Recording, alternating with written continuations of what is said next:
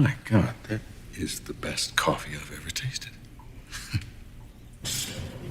Sumatran beans. Hi, hello, and welcome to Coffee Literature Review. My name's Chris Hendon. I'm joined by Doran Pennington. The article we're reviewing today is published in the Journal of Food Science, titled "A New Coffee Brewing Control Chart Relating Sensory Properties and Consumer Liking to Brew Strength, Extraction Yield, and Brew Ratio."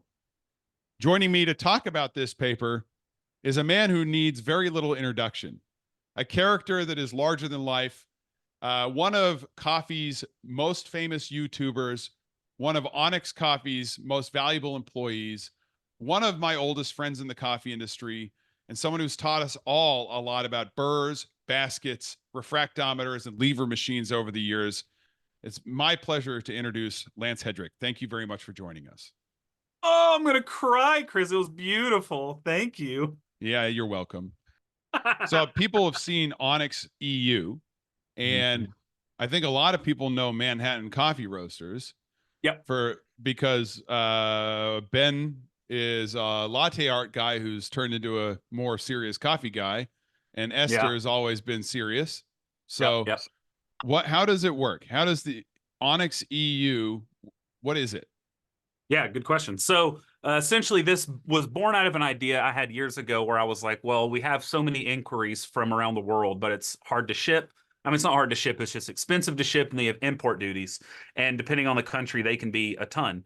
So I proposed to John a while ago we should open a roastery elsewhere. Then over the next year, this was back in like late 2020, I think I first threw out the idea.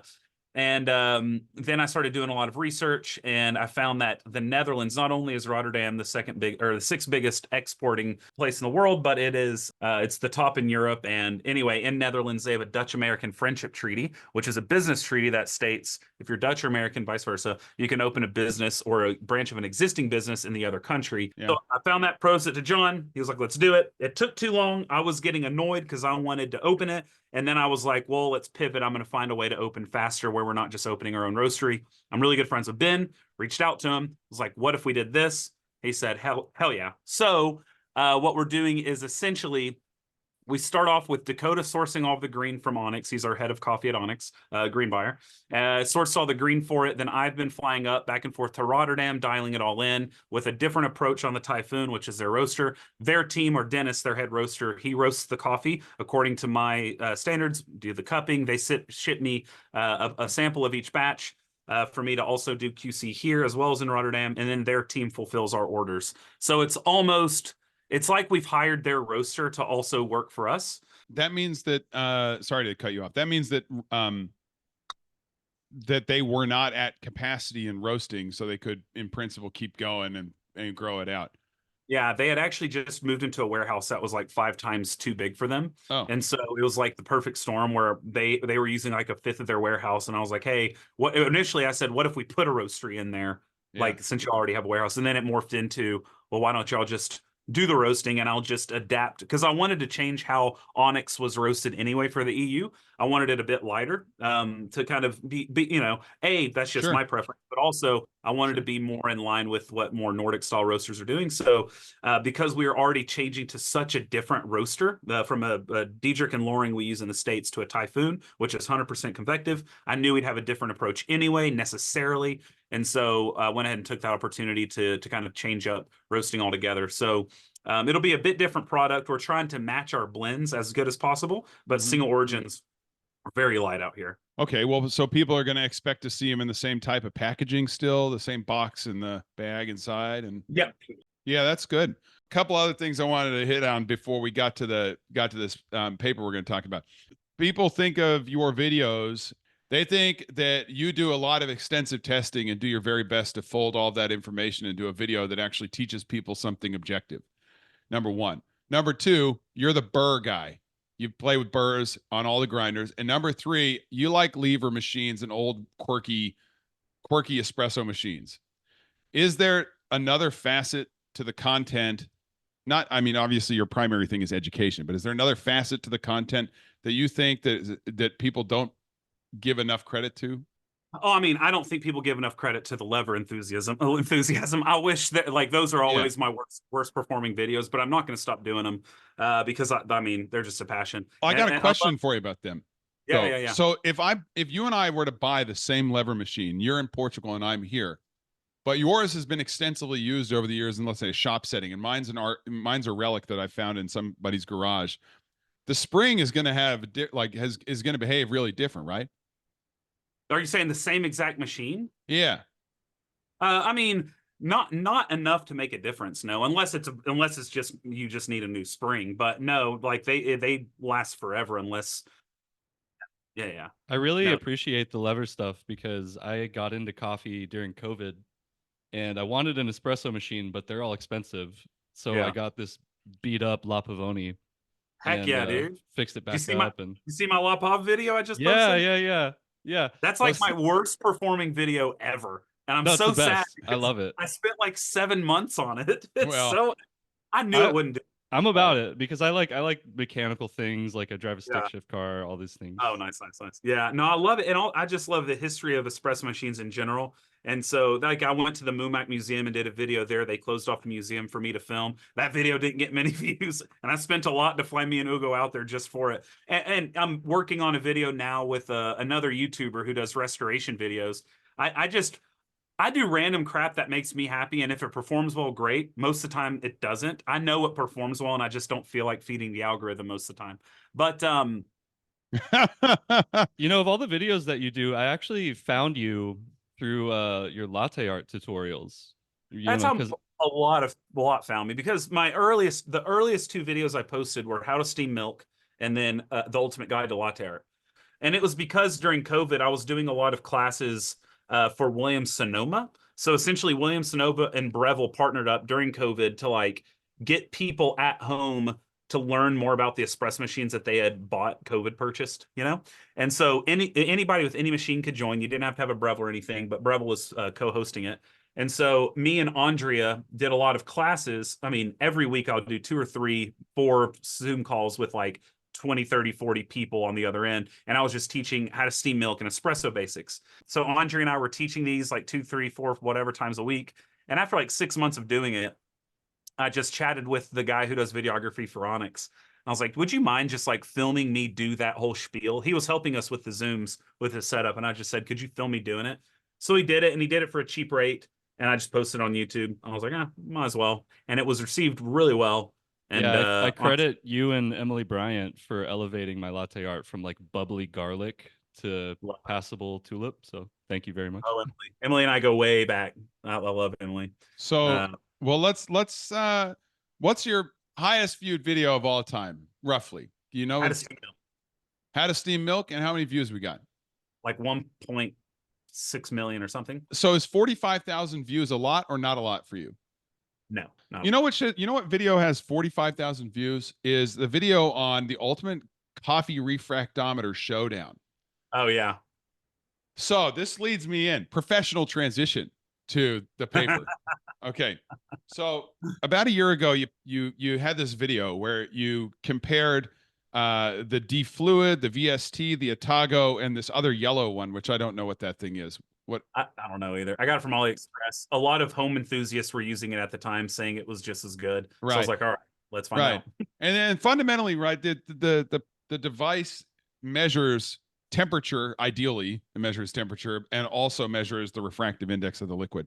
And in your video, you go through and you do some statistics and show that the VST and the Atago seem to actually do a pretty good job. They're like, maybe they're shifted off one another, maybe, but they're pretty good.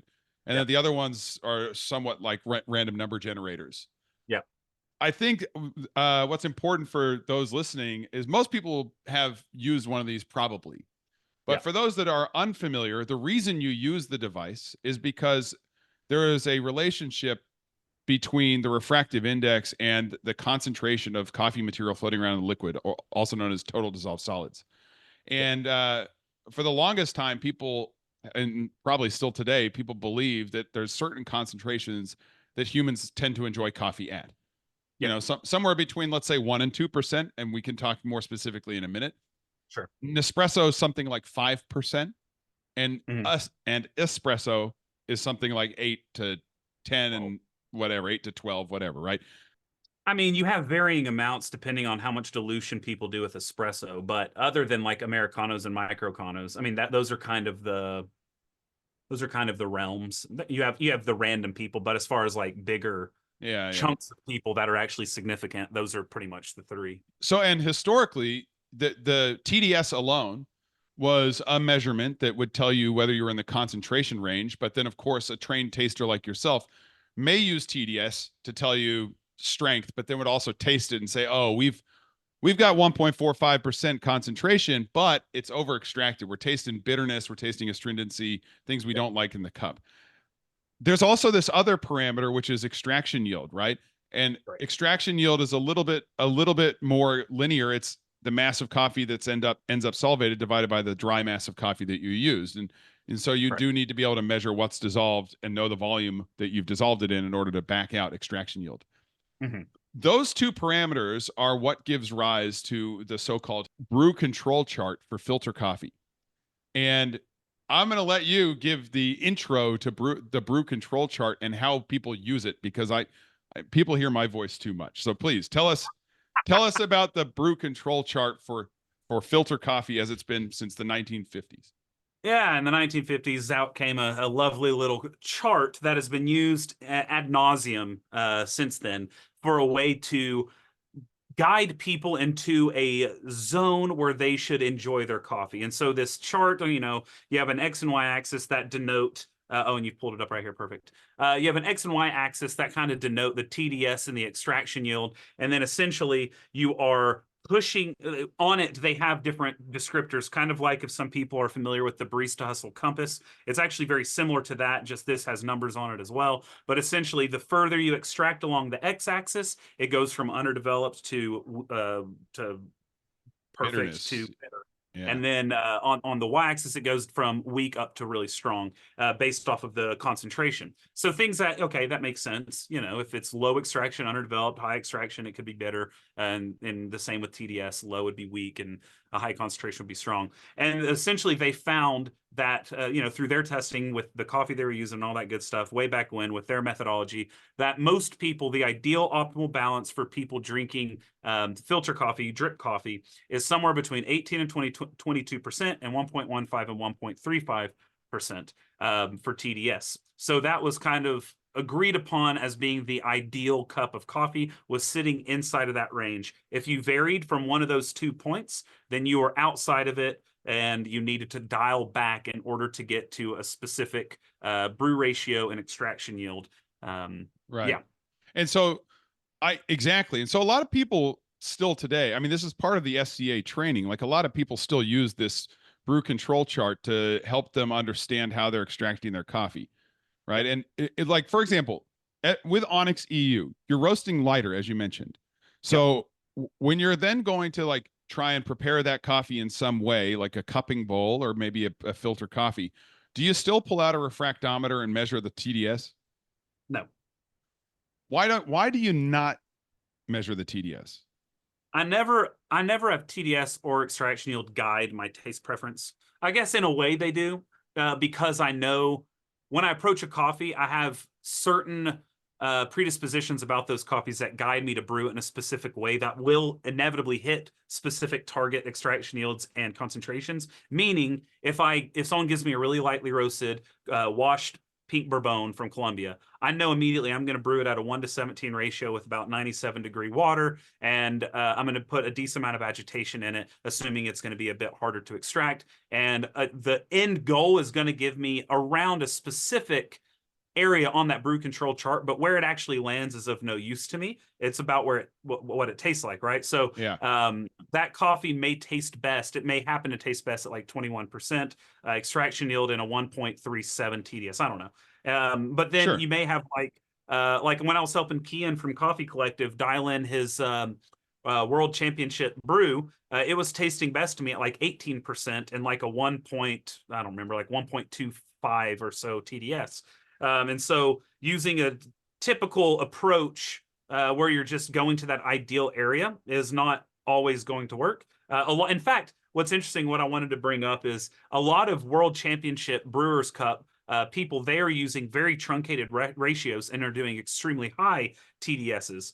Like something like there have been years where people doing 1.6, 1.7, very chewy kind of brews in order to really emphasize body, are being placed in order to score highly. Yeah. So the numbers aren't really great indicators. They're good for if you want to do like quality control, or you're like, doing something more objective between a couple of baristas, or you're just curious where a certain coffee tastes like, if it's hard to dial in. So in the future, if you get a similar coffee, there are ways you can implement it. But and I know there are cafes that do use them every morning to dial in. I don't think it's super necessary, but people do. And yeah, so in the lab, like in our lab, we have people come by, untrained tasters all the time, and we present them coffees like the one you just described.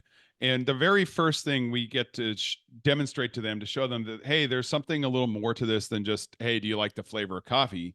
Is we get them to just guess the concentration, where I give them some limits, saying like, oh, the most dilute cup you've ever had in your hotel room is 0.7%, and the most concentrated one that really feels really thick in your mouth is probably like 1.6%. Somewhere in there is going to be this, this cup of coffee you're about to taste. Let's see if you can get close to roughly where you think it is.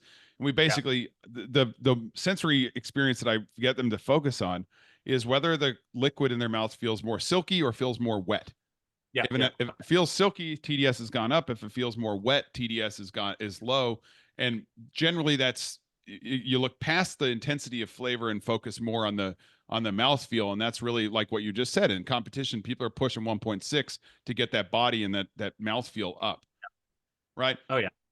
But then at the same time, you're also an expert in tasting coffee over the years. And so you don't need this anymore, because when you're in a tasty zone, because you also know what you like. And I think a lot of people don't. So we've just described the 1957 Earl, what is his name? Lockhart, Lockhart, E.E. Lockhart's paper, 1957, that described the use and the development of this brew control chart. And there was some other work done over the years to make the current embodiment. The title of today's paper that we're going to discuss is A New Coffee Brewing Control Chart Relating Sensory Properties and Consumer Liking to Brew Strength, Extraction Yield, and Brew Ratio. This paper is coming out of the UC Davis Coffee Center. Lead author is Jean-Xavier Guinard, and who's the sensory scientist there. And there's Bill Ristenpart is the final author, communicating author, who's a chemical engineer who's also leading the UC Davis Coffee Center. So first question for you on this paper then. Do we need a new coffee brewing control chart? Well, let's ask a more base question. Do we need a coffee control chart? And I would say it's a difficult question, because it is true that there are, well, no, I'm going to just go ahead and say no, because no one's measuring their coffee at home that would need it, right? So the people that would benefit from it aren't using it because they don't have a way of measuring their coffee. So the answer is a resounding no. Yeah. And so you highlighted already that, like, on the old brew control chart, there was this underdeveloped to bitter, and then there was this weak to strong axis. And those were the sort of the two vaguely sensory related flavors that you could relate, I guess you could enjoy or experience. And the paper goes on to make the argument that despite the widespread use of the old brew control chart, it only shows a few attributes, i.e. bitter and underdeveloped, and the relative intensities of weak and strong. It mixes descriptive, hedonic, and quality sensory concepts. So in other words, it's not really serving the role of a technical sensory science figure. It is something different. And they go on to make the case that it is unclear, both from the chart itself and the source material which consumers or experts find in coffee, that the chart center is in fact ideal. And they make the argument then that, most importantly, the chart ignores a wide variety of flavor attributes that may be found in coffee, even those common to most coffees. For example, sour, burnt, roasted, and others. So neither of you are really old enough to answer this question, but do you think that might be a consequence of coffee in the 1950s being a little more homogeneous? Yeah, I mean, you're drinking a lot darker roasted coffees back then. That all being said, a fun little side tangent. I have a coffee from Norway from the 60s, and I measured its color, and it is almost as light as say, and it was roasted 60 years ago. That's good. They were Well, doing that's it before wild. it was cool. Yeah. Yeah. So I mean, okay. that's why they call it Nordic, right? let me make a comment about a problem here. That the problem with the old brew control chart is not that it mixes hedonic and other, it's not that it mixes hedonic, descriptive, and quality sensory concepts. The problem with the old brew control chart is the refractive index depends on composition, but composition in coffee depends on brew temperature, agitation, particle size, brew time, origin, processing method. And so like if composition is changing and somehow the device is still able to make a TDS measurement somehow that actually works, it is surprising that refractive index maps to TDS. It should never be true that refractive index should map to flavor. Yeah. So when you're tasked with the challenge of mapping flavor to refractive index, you're going to have to face an uphill battle. You're going to have to work pretty hard. It's like a Sisyphusian nightmare where you're constantly pushing a rock up a hill and letting it roll right back down because it's an impossible task. You would need to be able to chart all of the different acids in the extraction in order to be able to, or the volatile organic compounds in order to be able to have any type of predictability. Like you could brew with the same coffee 3 different ways where it's 21% extraction, 1.5% TDS, and they'll all taste different. Absolutely. With the same coffee. And so there's like having a brew control chart in and of itself is a priori fallacious and an impossibility. That's why I say, it's like Sisyphus. And the human tongue is remarkably good at identifying, like making projections of what you need to do. Like, for example, if I brew you a coffee right now and you can taste that there is fruit in there, but I haven't pulled it all out. And you can also taste that I've like got the bitterness coming out. You can make a series of modifications that are very complicated from a scientific perspective. But I bet you in 2 brews, you could put that cup of coffee into a zone that tastes much, much better than the first attempt. And in a way that no brew control chart would ever inform you of that. It would just, there's no way that you could fold this all into 2 dimensions, which means that what you're doing with your mouth is far more powerful because you're actually, of course, tasting molecules. You're tasting portions or families of them. Concept of this paper is they're taking findings from 3 previous studies and folding them into a new brew control chart for filter coffee. Can you talk us through the 3 studies? Yeah. So this paper is a folding together of 3 prior papers. Mm-hmm. And each one is a 3 to the 3rd factorial design, which means they're varying 3 variables to 3 different degrees. Yeah. In the first paper, they're measuring 3 different levels of TDS. So 1%, 1.25, and 1.5%, which I would say canvasses like the normal range of filter coffee. Yeah. So they have 3 levels of TDS, 3 levels of extraction percentage, and 3 roast levels, light, medium, and dark. And what light, medium, and dark means, who's to say? But that gives you 27 coffees. And then they had a trained panel taste all of those for 30 different sensory attributes. Just to clarify, that gives you 1 coffee brewed 27 different ways. Yes. Yes, exactly. Mm-hmm. So it could be a Papua New Guinea that is very earthy, or it could be a natural Ethiopia that's going to have tons of berry and citrus and zest. Like and there's and it's also extract differently. And it's also impressive they managed to get 24% extraction yield for a light roast coffee. And on a batch brewer, say they do a drip coffee. Yeah, that's impressive. It is. It's actually a little unbelievable, if I'm being honest. Yeah. Okay. Yeah. So they take that first paper. And they go to a second paper where they say, okay, one thing that we didn't change was brew temperature. So they do the same 3-level factor design with TDS and extraction yield. So they keep their 3 levels of those 2 variables. And they also introduce 3 levels of brew temperature, which gets you another 27 samples of the same coffee, which is also tasted by a panel. And in that paper, do they say which roast level that they did choose for the 27 coffees? Was it light, medium, or dark? I forgot. Yeah, we can go. Look it up. Regardless, they chose one and not the other 2. And so that's right. My guess is probably medium. I Yeah, don't that know. makes sense. Yeah.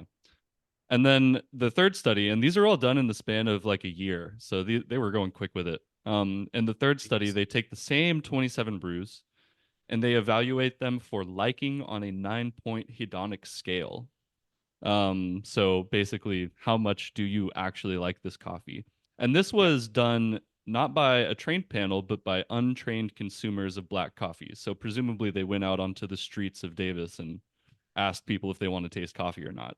And they Which, used that yeah, which information to build the I scale. I have an issue with that in like up at the front. And the reason is because like they were talking about how there was a big group that were choosing the Chari coffees. And I think there's a huge psychological aspect to it when you get unprofessional coffee drinkers who are so affected by the psychology of what coffee should be that they're going to taste and look for what is a marker of coffee to them and not Yep. necessarily what's better. And they're going to be choosing something based off of the psychology. Like, for instance, before I entered coffee, I would have, without question, told you on a cup of on a table the darkest, thickest, sludgiest coffee was the highest quality, and that's because that's what my dad said, and it was imparted on me growing up. And I didn't drink coffee, so Yeah. I would taste it, and whatever is the most putrid, I would say is the highest quality. I also was taught that the more oily the bean, the higher quality. Oh, yeah. So whenever things are laid in front of me as a uneducated coffee drinker, you're going to get such differing opinions on what it is. And so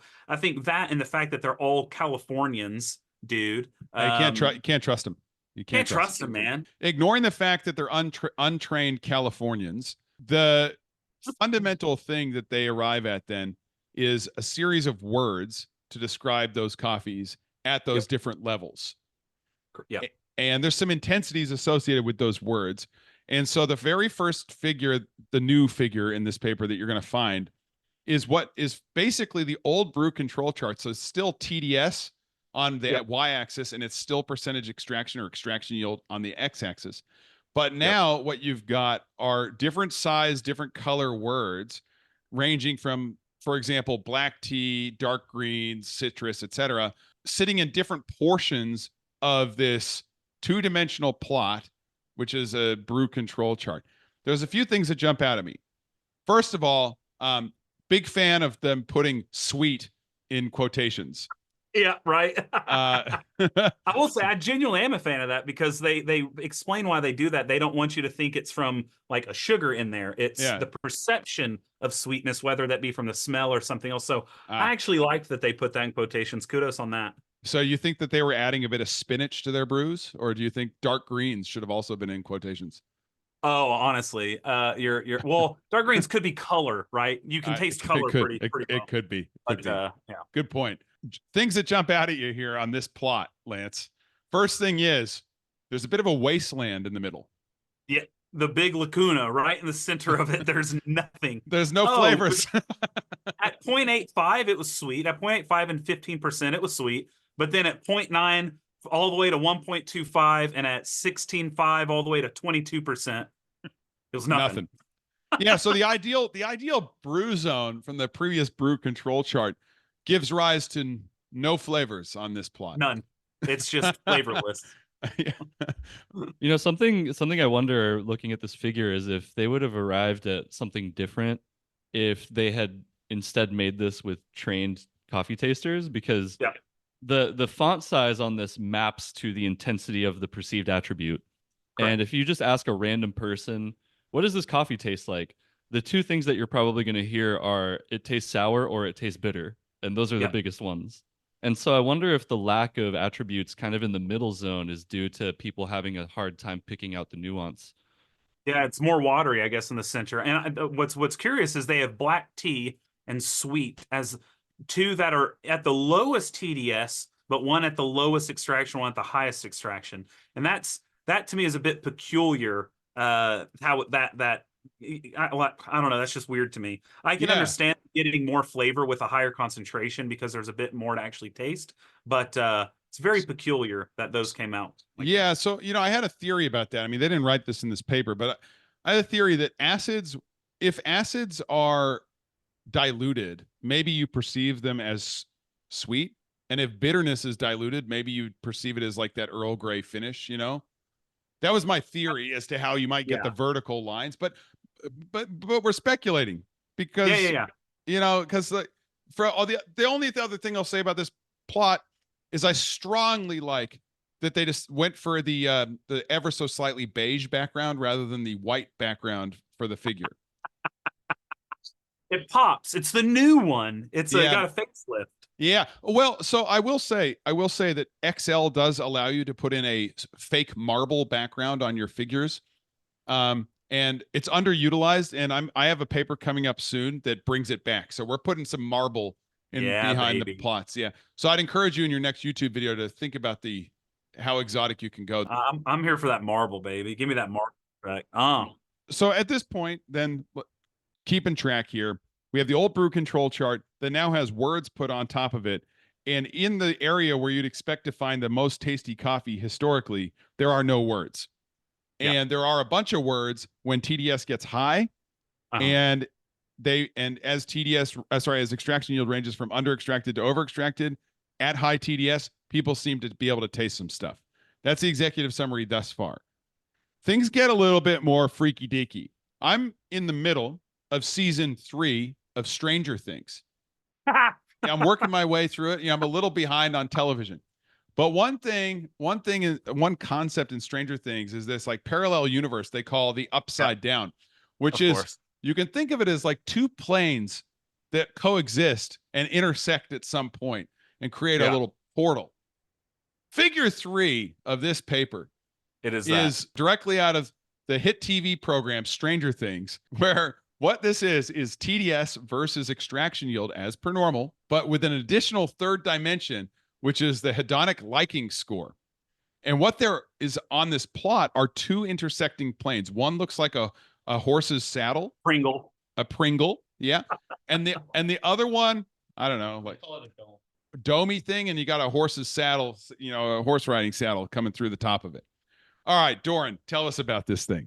So what they discovered in asking people how much they liked those 27 coffees on the streets of Davis were that two people, there tend to be two clusters of attributes that people like. Some people really like the acidic citrusy flavors. Some people, like Lance was alluding to earlier, really like the dark, dusty, musty, burnt flavors. They're mapping the two clusters of preferences along this kind of brew control chart type plot with that third dimension, so that you can see that there's one population of people that really likes coffees that have kind of a medium percent extraction, but like really low TDS. And then there's other people that really like kind of low and high extraction yields, but not in the middle, with varying levels of TDS. So there's kind of like two groups.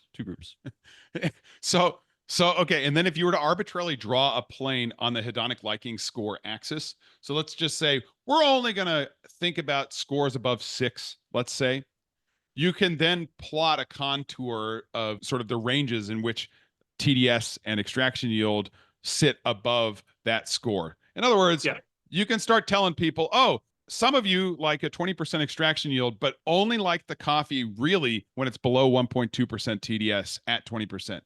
Others seem to like either really under extracted or really over extracted coffees at 1.3% TDS. What the is going on here? I actually laughed out loud when I was reading the paper and saw this graph, and because I knew what they were trying to do and I understood what was happening. In a way, I just couldn't believe it actually happened. But it's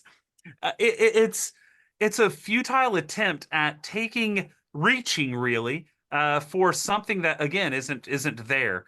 So they're taking the results of one coffee from 3 different trinomial studies, and they are, I guess I shouldn't say trinomial, but 3 to the third studies, and are trying to make all these incredible conclusions from them when it doesn't even begin to touch the tip of the iceberg. And, people might hear this and say, hey, Lance, you're being elitist on people who actually do enjoy dark char coffees, whatever. That's not necessarily a point. There are great coffee pros who prefer darker roasts. It's more so that you are you are taking it, you're taking a single coffee, which is most likely Arabica. So you're throwing out Canephora, which is one of the biggest taste coffees on the planet. Yeah. You're throwing that out of the wayside. You're throwing Eugenioides. You're throwing all these other species out of the window. You're focusing on one species, one variety, and you're doing one type of brew with one grinder.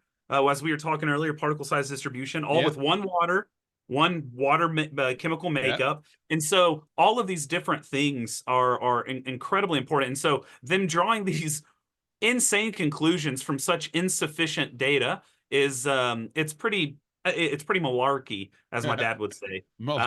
Yeah, I think the right way to look at this plot is actually if you skip ahead to figure 5, where they project those high scores onto the brew control chart that they've made. It makes it a lot clearer what they're going for. Sure, it makes it clear, but it doesn't make it any less ludicrous. So, it makes sense what they're doing. They're showing where these consumers are falling into and what general trends.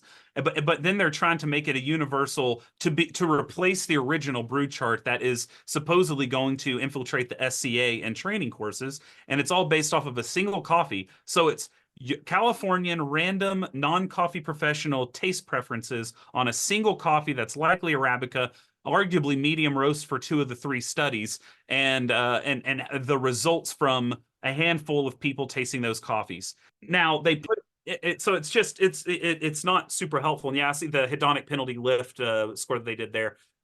Even with all that, it's still, I mean, let's talk about figure 5 for a second one more time. I know we're basically almost at the end of this paper, but I'll say 2 things about this.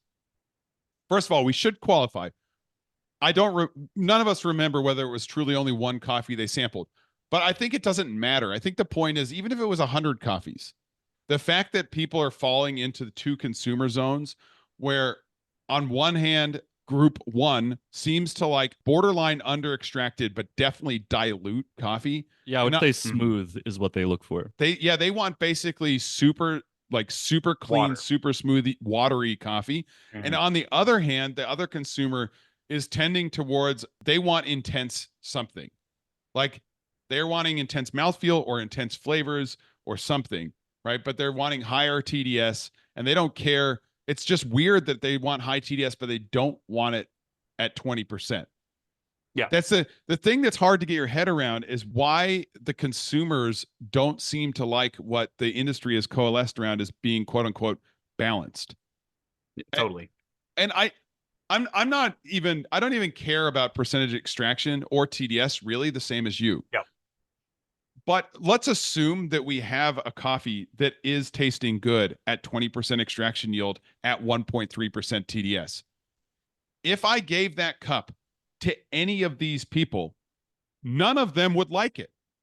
Correct. What the hell?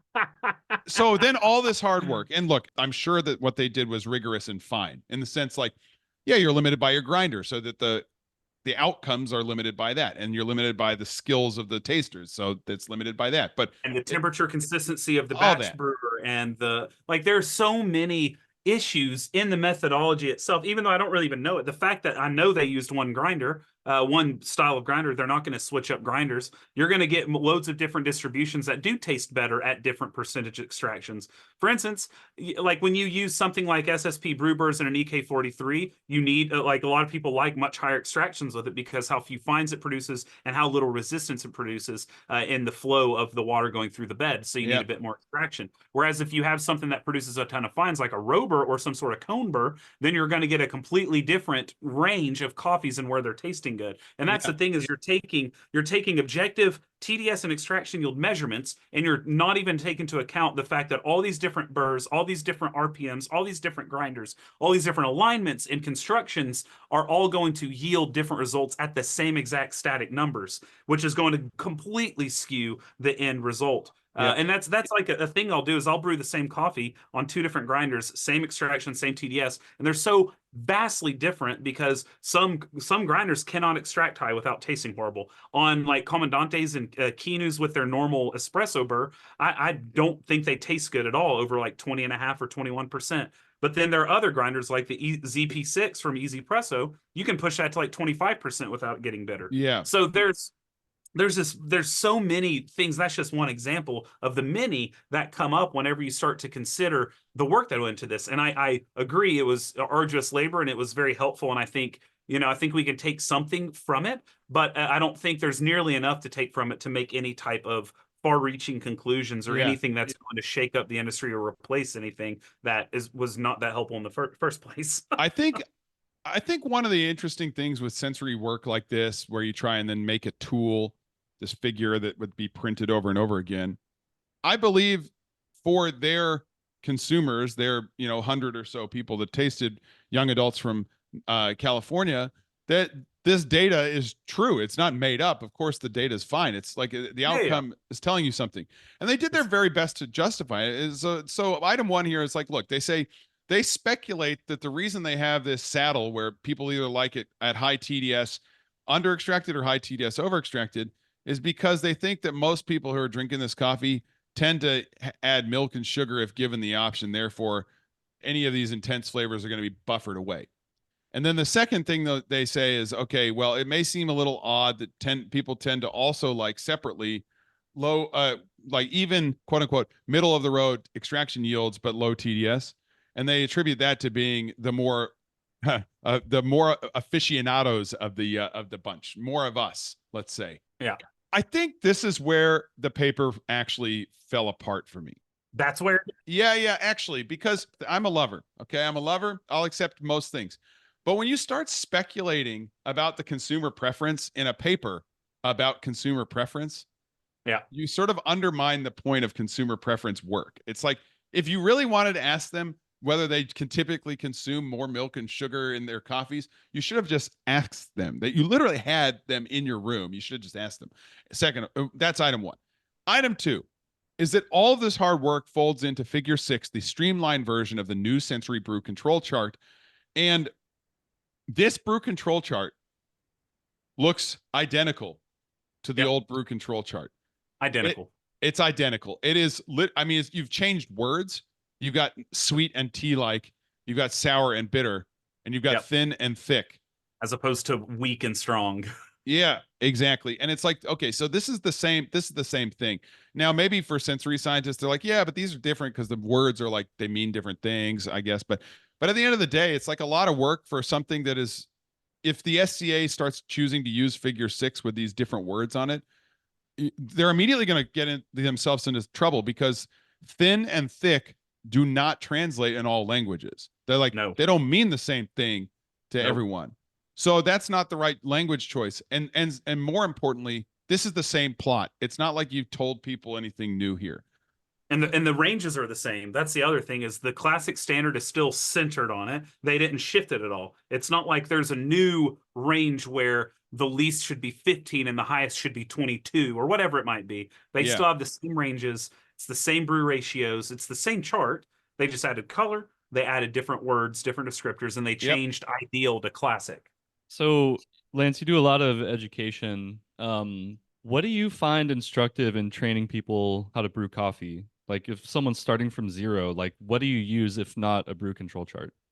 So I use okay, that's a good question. And it's going to sound, so the reason I don't think a brew control chart is necessary is because you can teach without having to you don't have to have all this work put into something in order to give you these results. We have known for a long time that and the way I've been teaching people is a simple, essentially it's like an odometer type thing. I tell people, whenever you're brewing coffee, extraction essentially occurs in 3 phases as to what we detect. So when I teach the most basic of people who just come to coffee, I say essentially the perception of flavor that you're going to get. It starts off, and this I always say the same things. It starts off as sour or salty, or some sort of weird combination where it's also a bit thicker.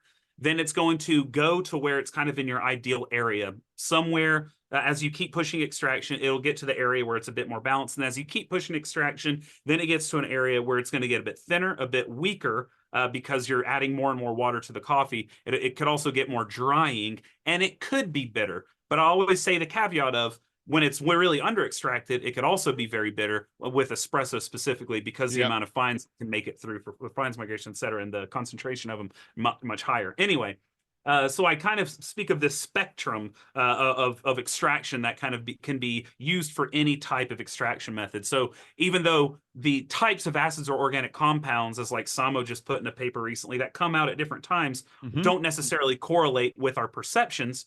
The perceptions are still there, and they've been pretty widespread from culture to culture, which is roughly, when you're beginning to extract, it's roughly sour. And it could also be described as bitter, as you both, I'm sure, are very much aware of. Sure. There's a huge issue with telling bitter and sour apart. And I always tell people, they get so like, how can you not tell the difference between sour and bitter? I say, Google the sour bitter conundrum, and you're going to see all these papers talking about our palate confusion when it comes to bitterness and sourness. So anyway, I say sour, bitter, or salty, and it's a little thicker. So I use body or stronger, whatever term you want to use, for whatever language you're teaching in. And as it keeps going, you get to kind of where you may enjoy it the best. And as it keeps going, it's going to get a little drying. It's going to get maybe bitter and watery. So those are kind of so it follows roughly what they took, thousands of applicants and coffees in order to come to. You get kind of the same thing. And it was on the original brew chart for the most part. This idea of weak, as you keep pushing extraction, it gets strong. Same thing with the taste. You get some sour, or I guess that wasn't on the original, but you get kind of sour or acidic. And as you keep pushing, it gets more and more kind of dry. Yeah. So you're basically saying that you teach them these 3 stages. You probably then you brew one with them, you taste it. Oh, yeah. Yeah. Usually what I'll do is I'll do it with espresso because it's so much more in your face than filter coffee. And so I'll do like a salami shot where I'll brew it and I'll let the first bit come off to the side, a second bit, third bit, fourth bit. And I kind of, the same shot of espresso, I just cut up into like 3 to 5 cups. Yeah. I'll let them taste the first bit of the espresso, which is incredibly sour. And when I say sour, I mean like warhead sour. And it's very bitter because of all the fines in it. It's very thick and sludgy. And then that final cup, you taste next to nothing, but you do get an intense drying effect on your tongue. So you taste really hot, higher temperature because the puck can no longer absorb temperature at that point. You get a higher temperature, thinner liquid that has a coffee flavor to it and is very drying. So I have people kind of taste through them, and then we do kind of segments in order to kind of understand what is going on at each phase of extraction. And the thing with that is you don't need a specific coffee. All of them are going to extract that way, where at the very earliest, it will be more sour. The ideal zone will shift for the coffee, of course. And that's why that chart's not very helpful, is the ideal zone for every coffee is going to be different. Some it could be at 17. I've had coffees where it tastes the best at 17% extraction, and maybe at 1.8% TDS. It's so random. There are times, in fact, with those No Mecanos, those Americano things that Wendelbo helped make for Noma, I drink those at like a 2.2 TDS or something, and that's like a filter. Granted, that is like an espresso-based type thing, so I guess that doesn't count. But there are filter types of things that I'll enjoy drinking up to 2 and over. I've just pulled up a paper. Those listening can't see this, but you can find it on my website in our coffee literature library at the bottom of my website. The paper is from 1979. It's in the journal Chemical Senses and Flavor, and the title is Confusion in the Use of the Taste Adjectives Sour and Bitter. The work comes out of UC Davis. So this paper actually is an article that discusses how people, untrained and trained, can get this wrong. If you're limiting yourself to this tool, then and you're a professional, then you are limiting yourself. Oh, yeah. If you're a rookie, if you're a total beginner and you know literally nothing about brewing coffee, like nothing at all, and you were just given a kettle, a grinder, some coffee beans, and a refractometer, I think, and you were told nothing, like no mass of coffee, no mass of water, and you have a scale, let's say, no mass of coffee, no mass of water. You've never brewed coffee. You've never listened to a video of you or anything. I think that the refractometer may help you day one. But let me tell you about all the people I know that have had that exact scenario happen in the history of the world. It's actually none. And that's never been a case for anyone ever. Where they're given coffee, they're given a grinder, they're given a pour over device, and they're given a refractometer and said, figure it out. That's never happened. So let's just finish on that it's not useful for the pro, and it's not useful for the troglodyte. So it's not useful. And just to be clear for people listening who are like, well, Lance, you use it all the time. Mine is strictly for data. I can tell you trends based off of changes that you make with sufficient data. So, like, for instance, with my whole blind shaker crap that got really controversial, whenever you have a statistically significant bump in extraction yield and a statistically significant decrease in time, there is something going on Yeah. that you could tell from Tells taste, you but taste something. is so subjective, you can't prove it, right? So We do it. We do it in the lab too. It's something I can measure, but I also Exactly. know that the limitations, and hopefully the listener at the end of all of this walks away with this executive summary, is that we know the limitations of the device. It doesn't tell you flavor. It tells you TDS. That's what the Yep. device measures. It literally tells you the concentration. If the coffee doesn't taste good, Yeah. then what the heck are you using it for? Exactly. Yeah. Well, also, some I was going to bring up because I was thinking it as I was talking earlier, but like when I was saying that a certain coffee could taste its best at 21% and 1.5 or whatever. Yeah. That again, that is on a very specific setup. If I called my friend in Norway and said, "Hey, this coffee from Tim Wendelboe tastes the best at 21%, 1.5," they brew it like that and they say that is the worst it's tasting. And then I find out they have a different grinder, they're using different water, they have a different filter paper on their V60. All these things can be so incredibly different that like it doesn't like this brewing chart will not help. Yeah, and the device is totally, it cannot see those variables, and those variables dictate quality. A lot, yes. And so having this for filter or for drip for whatever, because there's now like qualitatively, all these drip machines are so different. Even if you have an SCA gold stamped, drip machine, if you're brewing, 10 liters in a row, there's going to be fluctuations in temperature. There's going to be fluctuations in, water molecule adhesion where they're going to like two streams might stick together and cause a hole in the bed of one of the brews that can affect the extraction. When you're doing that many brews for that many people, there's going to be inconsistency.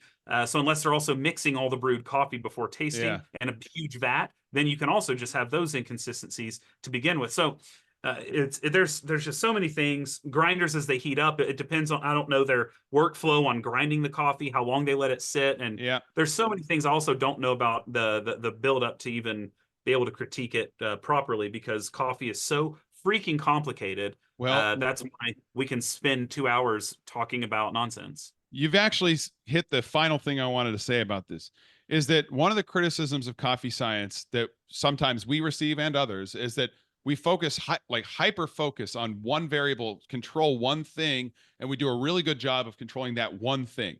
Because it turns out that coffee, as you said, is very complicated. So if you just naively ignore some of those things, then you're going to invite the criticism, like you've just said, of like, you didn't control the water chemistry or the degassing time or the burr temperature or the blah, blah, blah. So if you naively ignore them, you just think, oh, we're doing what everyone else does, there's a good chance that that data becomes less valuable.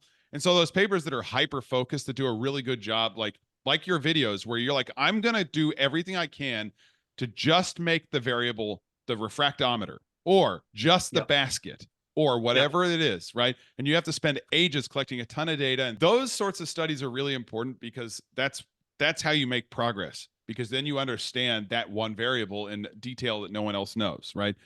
Yep. So I'll just say this. It's hard to do science. The science in here is rigorous. Agreed. The thing is that it's really, really hard to do the next thing, which is to do science that is also useful. And the stumbling block with this paper is that there's this tremendous motivation from people who fund research to get an output that is something tangible that you can hold, a tool, something that people can point to and go, oh, that's that UC Davis brew control chart that was funded by whomever. Because if they do that, that's perpetual branding. It's, and so there's this motivation to create something that lives longer than the scientific article lives in the annals of the mainstream media. Totally. And the problem with that is that it turns out that with limits on every paper, it's really hard to get something that really sticks and flies. And Davis has an approach, as we've seen, which is to publish a lot. And that's very good for them. It's good for getting more money. It's good for the students. And their papers generally are very rigorous. I think the stumbling block that they find is that they're also compelled to try and push this to being also infinitely useful. That criticism is totally fair. My work also is the same. Everybody's work is the same. We want to be valuable. There's limits. Nice.